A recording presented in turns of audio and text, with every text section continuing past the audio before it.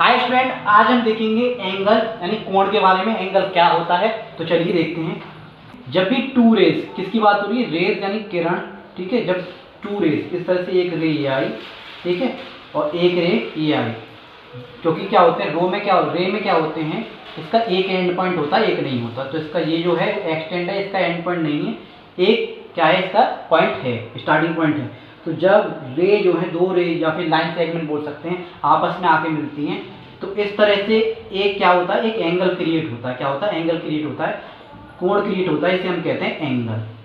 अब इसे आप नाम दे सकते हैं, जैसे कि मान लीजिए मैं नाम दे रहा हूँ ए बी सी।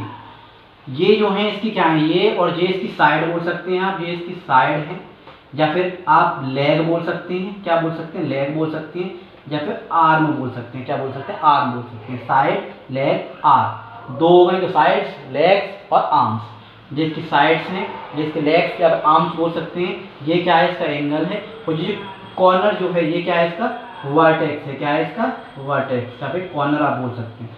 तो इतना आपको समझ में आया होगा। यानी कि जब दो रेस आपस में आके इस तरह से मिलती हैं तो वो एक एंगल क्रिएट करती हैं, ठीक है। उसी को हम एंगल बोलते हैं, कोण बोलते हैं, जिसका मैग्नीट्यूड जो होता है, परिमाण जो होता है एंगल नापने का। मान लीजिए कोई भी एंगल, जैसे कि मैं मान लीजिए एंगल लिया, इस तरह से एक एंगल बना और ये एंगल जो है 60 है, तो इसको जो हम मेज़र करेंगे ना, मैग्नीट्यूड जो होगा, परिमाण, वो डिग्री में नापा जाता है। किस में नापा जाता है, डिग्री में। याद रखेंगे आप, किस में हम मेज़र करते हैं, इसे डिग्री में मेज़र करते हैं। कोई भी अगर डिस्टेंस की चीज़ हो, दूरी की चीज़ हो, उसे मीटर में, किलोमीटर में ऐसे मेज़र करते हैं, ठीक है। जैसे कि हम बुखार वगैरह को थर्मामीटर में, सेल्सियस, फारेनहाइट में मेज़र करते हैं, ऐसे एंगल को हम डिग्री में मेज़र करते हैं।